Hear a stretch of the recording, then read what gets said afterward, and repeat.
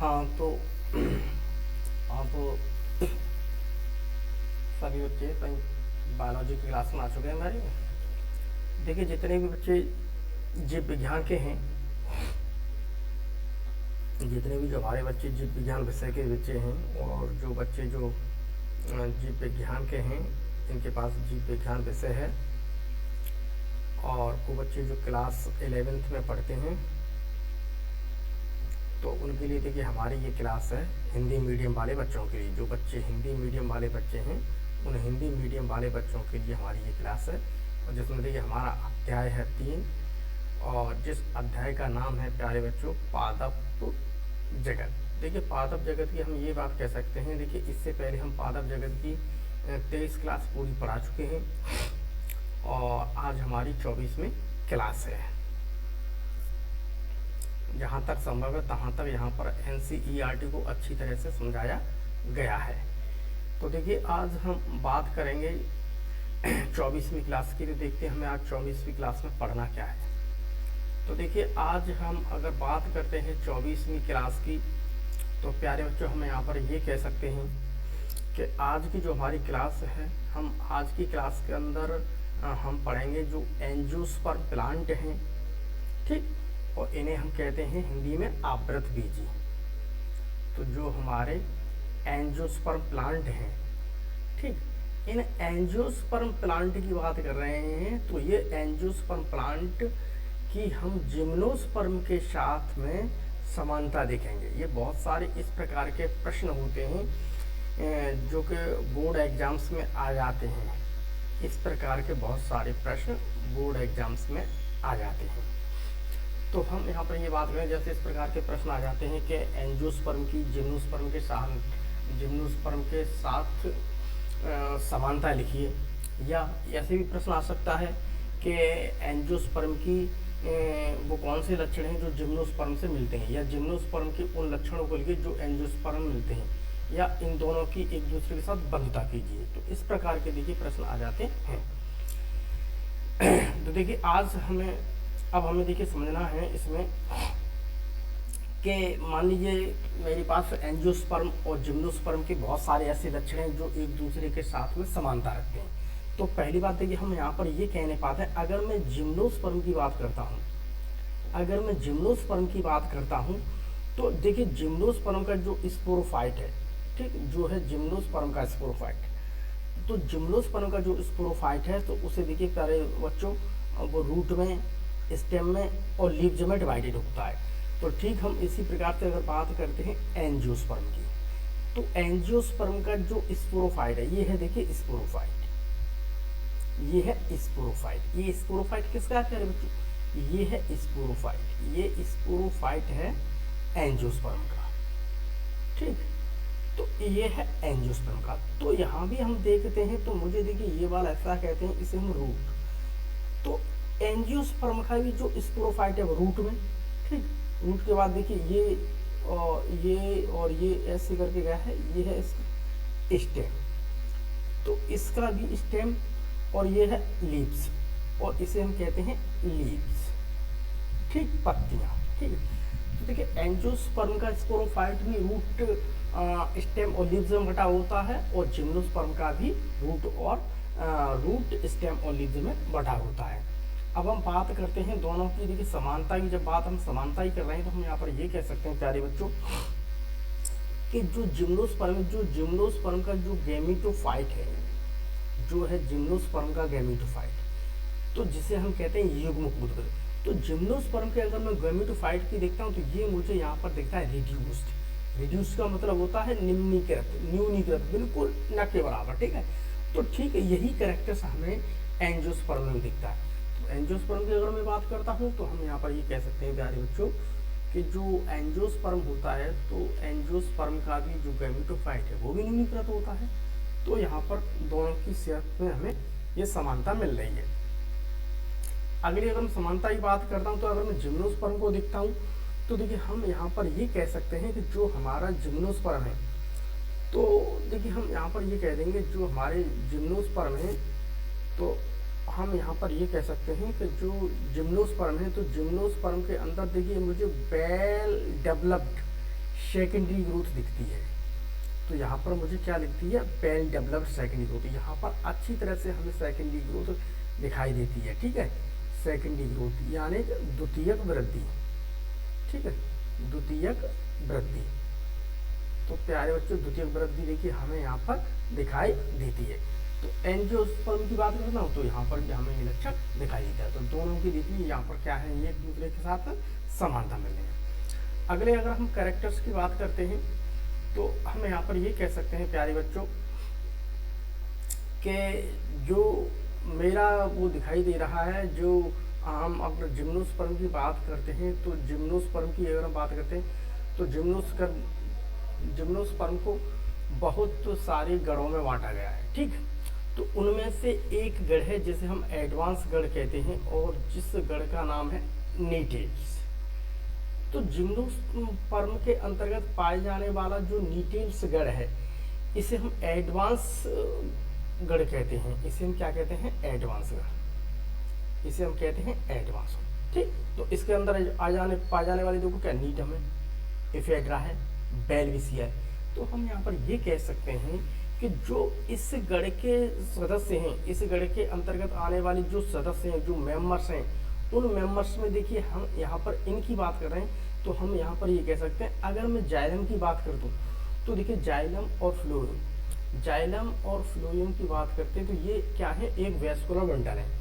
तो जाइलम के अंदर देखिए हम यहाँ पर ये कह सकते हैं, मुझे वेसल्स भी मिलेंगे देखने के लिए, हमें ट्रैकिड्स भी मिलते हैं, हमें जाइलम पेरेनिका में दिखा, हमें तीनों चीज़ दिखाई देती हैं, ठीक। जब हम जिम्नोस्पर्म के और गण हैं उसके अंदर हमें ये सारी चीज़ें, तीनों चीज़ नहीं दिखाई देती, केवल दो ही चीज़ दिखाई देती हैं। लेकिन यहाँ पर हमें वेसल्स भी दिखाई दे रही हैं, ट्रैकिड्स भी दिखाई दे रही हैं, जाइलम पेरेनिका भी दिखाई दे रहे हैं, ठीक। उसी प्रकार से फ्लोएम की बात करते हैं तो फ्लोएम के अंदर देखिए मुझे सीव ट्यूब दिखाई दे रही है, फ्लोएम पेरेनिका में दिखाई दे रहा है और हमें उसके अंदर में कैम्पेनियन सेल्स भी दिखाई देती हैं। जब यही वाला लक्षण अगर हम एंजियोस्पर्म की बात करते हैं तो एंजियोस्पर्म के ज़्यादातर प्लांट्स, मोस्टली प्लांट्स के अंतर्गत हमें जाइलम की अगर बात करें तो जाइलम में ज़्यादातर सभी प्लांट्स के अंदर हमें जाइलम के अंदर मुझे वेसल्स भी देखने के लिए मिलेंगे, जाइलम के अंदर मुझे ट्रैकिड्स भी देखने के लिए मिलेंगे, जाइलम के अंदर हमें पेरेन्काइमा भी देखने के लिए मिलेगा, ठीक। फ्लोएम की बात करें तो देखिए हम यहाँ पर ये कहते हैं तो एंजियोस्पर्म में भी फ्लोएम के अंदर मुझे देखिए सीव ट्यूब देखने के लिए मिलेंगी, फ्लोएम के अंदर मुझे फ्लोएम पेरेन्काइमा देखने के लिए मिलेगा और फ्लोएम के अंदर हमें कैम्पेनियन सेल्स भी मिलेंगे देखने के लिए। तो ये सारे कैरेक्टर्स यहाँ पर एक दूसरे के साथ में क्या रखते हैं, समानता। तो ये क्या रखते हैं यहाँ पर, समानता। अब देखिए, अब हम अगले कैरेक्टर्स की अगर हम बात करते हैं तो हम यहाँ पर ये कह सकते हैं कि जो जिम्नोस्पर्म की अगर मैं बात करता हूँ तो देखिए हम जिम्नोस्पर्म की बात करते हैं तो जिम्नोस्पर्म के अंतर्गत जो फर्टिलाइजेशन होता है वो पोलन ट्यूब के अंतर्गत होता है, तो पोलन ट्यूब के द्वारा होता है। तो मान लीजिए कि जिम्नोस्पर्म की बात करते हैं तो जिम्नोस्पर्म के मान लीजिए तो फर्टिलाइजेशन कैसे होगा, जैसे मान लीजिए ये है मेरे पास एग, ठीक है, और ये है हमारे पास स्पर्म। तो स्पर्म के अंदर लेकर निकल आती है यहाँ पर ट्यूब, तो इसके अंदर ये यहाँ पर पहुंचे तो ये क्या है, एक पोलन ट्यूब। तो ये क्या है, पोलन ट्यूब, ठीक है, ये है यहाँ पर पोलन ट्यूब। तो जब किसी भी पोलन ट्यूब के द्वारा जब कोई निषेचन, जब कोई पोलन ट्यूब के द्वारा जब कोई फर्टिलाइजेशन होता है तो उसे हम कहते हैं नाल। नाल का मतलब नली, नाल का मतलब होता है एक तरह की नली। युग्मनी का मतलब होता है युग्मन, युग्मन, युग्मन का मतलब होता है पेयरिंग, एक तरह का मिलना, ठीक, मिलना। तो हम इस प्रकार के हम उसे कहते हैं साइफोनोगैमस टाइप का। तो हम यहाँ पर ये कह सकते हैं कि जो जिम्नोस्पर्म प्लांट की अगर बात करें तो जिम्नोस्पर्म प्लांट के अंतर्गत मुझे साइफोनोगैमस टाइप का क्या दिखाई दे रहा है, फर्टिलाइजेशन। तो हम एंजियोस्पर्म की बात करें तो एंजियोस्पर्म के अंतर्गत भी हमें यही दिखाई देता है, अर्थात जो हमारा स्पर्म वाली कंडीशन बनती है जो मेल गैमेट की बनती है, तो मेल गैमेट के अंदर हमें यहाँ पर देखने के लिए पोलन ट्यूब मिलेगी, हमें यहाँ पर देखने के लिए क्या मिलेगी, पोलन ट्यूब, ठीक। ठीक, हम इसी प्रकार से अगर हम जिम्नोस्पर्म की बात करते हैं तो जिम्नोस्पर्म के अंतर्गत जो ओव्यूल होता है वो ओव्यूल कन्वर्ट हो जाता है सीड में, वो ओव्यूल कन्वर्ट हो जाता है सीड में। तो यहाँ पर भी हम वही चीज़ देखते हैं, यहाँ पर भी जो ओव्यूल है वो सीड में कन्वर्ट हो रहा है। वो किस में हो रहा है? सीड में कन्वर्ट हो रहा है। तो ये चीज़ हमें यहाँ पर भी देखने के लिए मिल जाती है। अब हम अगले की बात करते हैं, तो देखिए हम यहाँ पर ये कह सकते हैं कि अगला हमारा जो कैरेक्टर्स है, तो अगले कैरेक्टर्स में हम देखिए यहाँ पर ये कह सकते हैं कि जो सीड का, अगर हम जिम्नोस्पर्म की बात करें तो जिम्नोस्पर्म के अंतर्गत सीड का जर्मिनेशन कैसे होता है, ठीक है। तो यहाँ पर देखिए सीड का जर्मिनेशन इस प्रकार का हुआ, मान लीजिए कोई एक सीड है, इस सीड की अगर मैं बात करता हूँ तो ये सीड है, तो सीड की अगर हम कंडीशन को देखते हैं तो इस सीड के अंदर जब जर्मिनेशन होगा तो जर्मिनेशन होने के बाद देखिए दो पॉइंट बनते हैं। एक तो ऊपर वाला ऐसा होता है जिसे हम कहते हैं एपीजेल, ठीक, एपीजेल जो रहेगा भूमि से ऊपर ये रहेगा, और नीचे होता है हाइपोजेल, हाइपोजेल रहेगा भूमि के अंतर्गत। ठीक इसी प्रकार से जर्मिनेशन होगा। तो देखिए यहाँ पर हम ये कह सकते हैं, जो देखो शब्द लिखा हुआ है एपी, एपी का मतलब होता है, एपी का मतलब होता है आउट, ठीक, एपी का मतलब होता है आउट, और हाइपो का मतलब होता है, हाइपो का मतलब होता है नीचे, यानी कि बिलो, ठीक। तो ये वाला हिस्सा जो है नीचे जा रहा है इसे हम कहते हैं हाइपोजियल, और जो हिस्सा ऊपर जा रहा है उसे हम कहते हैं एपीजेल। तो एपीजेल की अगर बात करते हैं तो ये वो हिस्सा है जो कहाँ पर सनलाइट के कांटेक्ट में रहेगा, ठीक, और ये वाला हिस्सा कहाँ रहता है? सनलाइट से दूर, ये रहता है सनलाइट से दूर। तो ये इसलिए इसी प्रकार का सीड जर्मिनेशन मुझे देखने के लिए किसमें मिलता है? एंजियोस्पर्म में। तो ये कैरेक्टर्स हमें यहाँ पर देखने के लिए मिल रहे हैं। तो ये कैरेक्टर्स हमें क्या मिले हैं? बिल्कुल सेम। अगले हम कैरेक्टर्स को देखते हैं, तो देखिए हम यहाँ पर ये कह सकते हैं कि अगर मैं अगले कैरेक्टर्स की बात करूँ तो देखिए हम यहाँ पर ये कह सकते हैं कि अगर मैं पॉलीएम्ब्रियोनी की बात करूँ तो जिम्नोस्पर्म का एक विशेष लक्षण होता है पॉलीएम्ब्रियोनी, ठीक। पॉली का मतलब होता है, पॉली का मतलब होता है मैनी, पॉली का मतलब होता है मैनी, और एम्ब्रियो का मतलब होता है भ्रूण। तो ऐसी कंडीशन में हम देखते हैं यहाँ पर बहुत सारे भ्रूण बन जाएंगे। तो पॉली एम्ब्रियोनी जो कंडीशन होती है वो मुझे जिम्नोस्पर्म के अंतर्गत पाई जाती है। अगर उसी कंडीशन को देखते हैं तो जिम्नोस्पर्म के अंदर मुझे ज़्यादातर कंडीशन में पॉली एम्ब्रियोनी कंडीशन दिखाई देगी।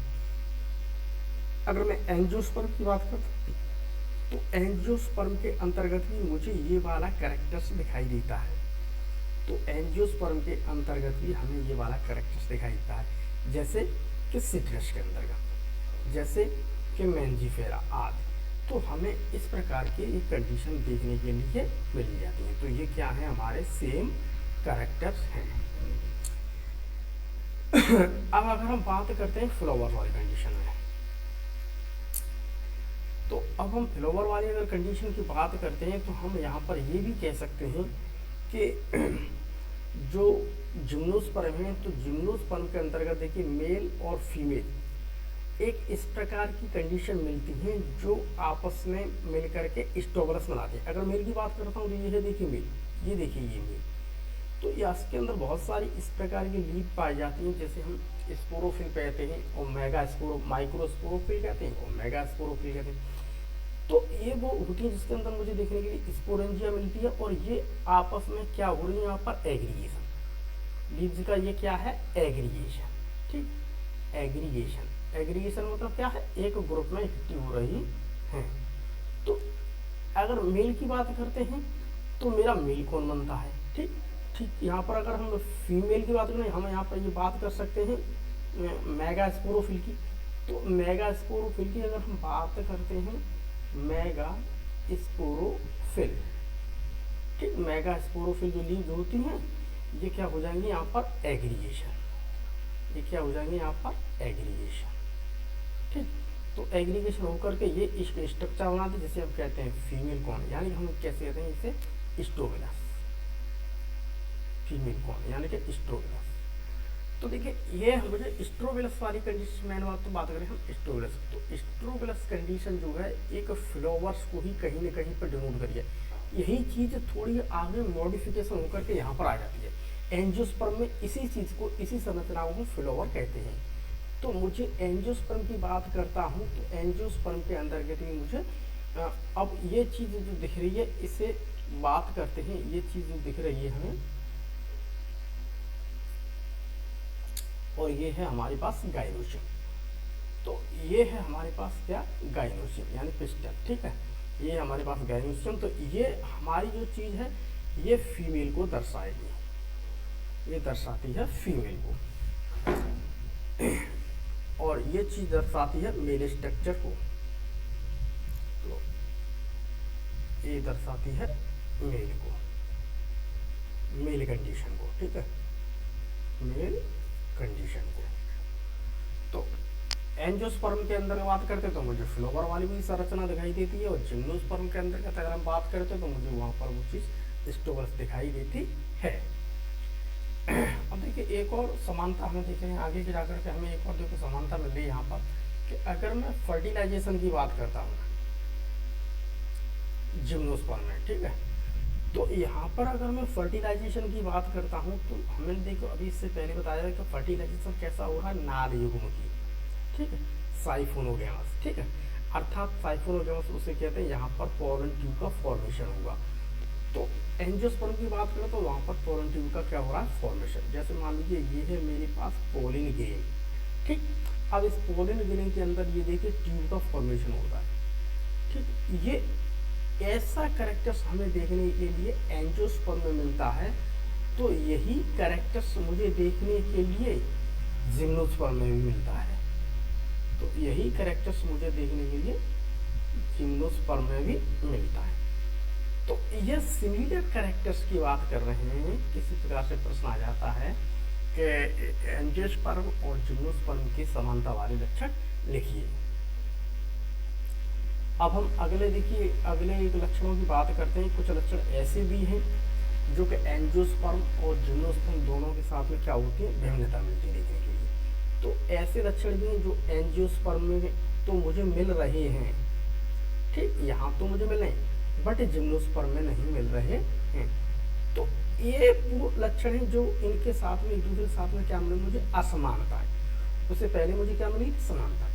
तो असमानता में देखो हम यहाँ पर ये कह सकते हैं कि यहाँ पर वो लक्षण मिलेंगे जो एंजियोस्पर्म में तो हैं, जिम्नोस्पर्म में नहीं है। वो लक्षण जिम्नोस्पर्म में तो है, बट वो लक्षण एंजियोस्पर्म में नहीं है। तो देखिए हम यहाँ पर देख लेते हैं। जैसे इसी प्रकार से बहुत सारे प्रश्न आ जाते हैं कि एंजियोस्पर्म और जिम्नोस्पर्म में क्या अंतर है, क्या असमानता है, ठीक है, क्या क्या उनमें भिन्नताएं, इस प्रकार के प्रश्न आ जाते हैं। तो उन प्रश्नों का जवाब हम इस प्रकार से दे देते हैं। तो अगर मैं बात करता हूँ जिम्नोस्पर्म की, तो जिम्नोस्पर्म की देखिए पहली कैरेक्टरिस्टिक की बात करते हैं। अगर मैं स्पोरोफाइट की बात करता हूँ, इसकी मेन प्लांट बॉडी क्या है जिम्नोस्पर्म की, स्पोरोफाइट।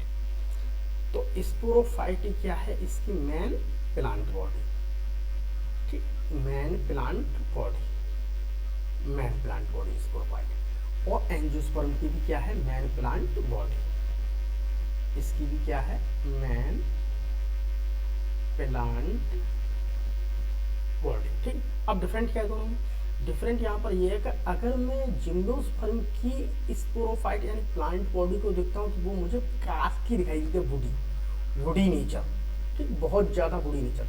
बट अगर हम जिम्नोस्पर्म की बात करते हैं, जिम्नोस्पर्म में मुझे वुडी दिखाई दे रही है, ठीक, बहुत ज़्यादा कास्टी है, बहुत मजबूत है, ठीक। और अगर मैं यही चीज़ एंजियोस्पर्म में देखता हूँ तो एंजियोस्पर्म के अंदर मुझे स्पोरोफाइट प्लांट बॉडी मुझे देखिए पेड़ के रूप में दिखाई देती है, जैसे नीम है, जैसे कि आम है, जैसे कि जामुन है, जैसे कि बरगद है। यहाँ तो मुझे काष्ठी दिखाई दे रही है, शीशम के अंदर मुझे काष्ठी दिखाई दे रही है, यूकेलिप्टस के अंदर मुझे काष्ठी दिखाई दे रही है। बट बहुत सारे एंजियोस्पर्म प्लांट ऐसे भी होते हैं प्यारे बच्चों कि जहाँ पर मुझे उनको देखते हैं तो वो देखो झाड़ी या प्रकृति के होते हैं, ठीक। तो यहाँ पर मुझे वो काष्ठी नेचर नहीं मिला देखने। उसके अलावा तो बहुत सारे एंजियोस्पर्म ऐसे होते हैं जिन्हें हम हर्ब्स कहते हैं। उसके अलावा बहुत सारे बेल्स के रूप में होते हैं, लताओं के रूप में होते हैं। तो वहाँ पर हम देखते हैं, तो यहाँ पर अगर मैं स्पोरोफाइट प्लांट बॉडी की बात करूँ तो यहाँ की जो प्लांट बॉडी है वो मुझे ट्री के रूप में भी देखने के लिए मिलती है, मुझे सिर्फ झाड़ियों के रूप में भी देखने के लिए मिलती है, मुझे हर्ब्स के रूप में भी देखने के लिए मिलती है। बट यहाँ पर ज़्यादातर कंडीशन में हम जिम्नोस्पर्म की बात करते हैं तो यहाँ पर मुझे देखने के लिए काष्ठी मिलेगी। तो यहाँ पर देखने के लिए ज़्यादातर कंडीशन में काष्ठी मिलेगी, बट यहाँ पर ऐसा नहीं है। दोनों में देखिए यहाँ पर कितनी है, यहाँ पर दोनों में डिफरेंट है, प्लांट बॉडी दोनों सेम है, इसकी भी स्पोरोफाइट है प्लांट बॉडी, इसकी भी स्पोरोफाइट है। यहाँ भी रूट स्टेम पाया जाता है तो मुझे यहाँ भी रूट स्टेम लीव्स पाई जाती है, बट इसका नेचर कास्टी है, अर्थात यहाँ पर ट्रीज कंडीशन ज़्यादा देखने के लिए मिली है। मुझे यहाँ पर किसी भी प्रकार की जो हर्ब्स है वो देखने के लिए नहीं मिल रही है, ठीक, श्रब्स है नहीं मिली है। तो ये कंडीशन मुझे देखने के लिए, बल्कि यहाँ पर एंजियोस्पर्म देखने के लिए मिली। तो ये देखिए इन दोनों के बीच में क्या है, असमानता है। अगली देखिए प्यारे बच्चों, यहाँ पर अगली देखिए, अगली में हम यहाँ पर ये कह सकते हैं प्यारे बच्चों कि अगर मैं बात करता हूँ जिम्नोस्पर्म की, तो देखिए जिम्नोस्पर्म की बात करें तो जिम्नोस्पर्म के जो ओव्यूल होते हैं, ठीक है, ये हमने पिछले लेक्चर में अच्छी तरह से मैंने पढ़ा दिया, मेरे बाकायदा आप लेक्चर को देख लेना, आपकी सब समझ में आ जाएगा।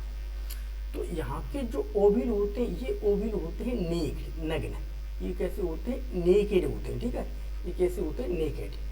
और एंजियोस्पर्म की बात करें तो एंजियोस्पर्म की ओव्यूल की बात करते तो इसके ओव्यूल जो होते हैं एनक्लोज्ड बाय ओव्यूल, तो इसके ओव्यूल जो है कहाँ है, किसी के द्वारा घिरे हुए होंगे, जबकि ये घिरे हुए नहीं होते हैं, जबकि ये घिरे नहीं होते हैं, ओव्यूल ये घिरे नहीं होते हैं और ये घिरे होते हैं, ठीक। ओव्यूल यहाँ पर जिम्नोस्पर्म में मुझे नेकेड मिलने देखने के लिए, अर्थात मुझे नग्न मिलने देखने के लिए, जबकि यहाँ पर मुझे ओवरी वाल से, ठीक, जबकि मुझे ओवरी वाल से यहाँ पर घिरे हुए देखने के लिए हमें मिल रहे हैं। अब अगर हम बात करते हैं फीमेल गैमेटोफाइट की, अगर हम बात करते हैं, अगर मैं बात करता हूँ जिम्नोस्पर्म की, अगर हम जिम्नोस्पर्म की बात करते हैं तो जिम्नोस्पर्म का जो फेमिलोगैमीट, जो फीमेल गैमीट है, ठीक है, जो हमारा क्या है, फीमेल मादा युग्म कोद भेद, मादा युग्म कोद भेद, तो मादा युग्म कोद जो फेज है, ठीक, प्रावस्था है, वो क्या है यहाँ पर, आर्किगोनिया, ठीक, वो क्या है यहाँ पर, आर्किगोनिया, ठीक। आर्किगोनिया देखिए इस प्रकार की होती है, ठीक, ऐसी प्रकार की होती है आर्किगोनिया। बट हम एंजियोस्पर्म की बात करते हैं, आवृत बीजी की बात करते, तो यहाँ पर मुझे इस प्रकार की कोई संरचना दिखाई नहीं देती है, तो इस प्रकार की संरचना हमें वहाँ पर दिखाई नहीं देती है। अब हम अगली अगर बात करते हैं एंडोस्पर्म की, तो मैं अगर एंडोस्पर्म की अगर मैं बात करता हूँ तो हम यहाँ पर ये कह सकते हैं कि जो जिम्नोस्पर्म है यानी कि अनावृत बीजी होते हैं, जो है हमारे क्या, अनावृत बीज, अनावृत बीज, अनावृत बीजी पौधे। तो अनावृत बीजी पौधों में बात करें तो इसका जो एंडोस्पर्म है, ठीक है, इसका क्या है, एंडोस्पर्म, ब्रूड पोष, इसका जो एंडोस्पर्म है वो क्या है, तो यहाँ पर एंडोस्पर्म का विकास फर्टिलाइजेशन से पूर्व होता है और वो क्या होगा, हैप्लॉइड, हैप्लॉइड। अब हम एंजियोस्पर्म की बात करें, जिम्नोस्पर्म तो ये था, जिम्नोस्पर्म में क्या है, जिम्नोस्पर्म की बात करते हैं, जिम्नोस्पर्म में यहाँ पर एंडोस्पर्म का विकास फर्टिलाइजेशन से पूर्व होता है और वो हैप्लॉइड होता है। जबकि हम एंजियोस्पर्म की बात कर रहे हैं, अगर हम यहाँ पर एंजियोस्पर्म को देखें, आवृत बीजी, अगर मैं आवृत बीजी को देखूं तो हम यहाँ पर कहते हैं आवृत बीजी के अंदर एंडोस्पर्म का विकास फर्टिलाइजेशन के बाद होता है, यहाँ पर हो रहा है पहले और यहाँ पर हो रहा है आफ्टर, बाद में, ठीक, फर्टिलाइजेशन का विकास। दूसरी बात, यहाँ पर कंडीशन देखने के लिए मुझे हैप्लॉइड मिल रही है, तो यहाँ पर देखने के लिए हमें कंडीशन मिल रही है त्रिगुण, ट्रिप्लॉइड, हमें कंडीशन कैसे मिल रही है, ट्रिप्लॉइड। तो इन दोनों के बीच की क्या है, ये असमानता है। अब आगे देखते हैं, आगे देखो हम ये कह सकते हैं कि अगर मैं एंजियोस्पर्म की बात करूँ, मान लीजिए कि अगर मैं एंजियोस्पर्म की बात करूँ तो देखिए एंजियोस्पर्म की अगर बात करें, यानी हम आवृत बीजी की बात कर रहे हैं, हम कर रहे हैं आवृत बीजी की बात, ठीक, आवृत बीजी। अगर आवृत बीजी की बात हो तो आवृत बीजी के अंदर मुझे देखिए डबल फर्टिलाइजेशन देखने के लिए मिलेगा, उसके अलावा मुझे ट्रिपल फ्यूजन भी देखने के लिए मिलेगा, मुझे ये सारी चीज़ें यहाँ पर देखने के लिए मिल जाती हैं आवृतबीजी में। जबकि जिम्नोस्पर्म की यानी कि अनावृतबीजी की जब हम बात करें, अगर हम बात करें अनावृतबीजी की, तो यहाँ पर मुझे किसी प्रकार की कोई संरचना प्यारे बच्चों देखने के लिए नहीं मिल रही है। अब अगर हम बात करते हैं, देखिए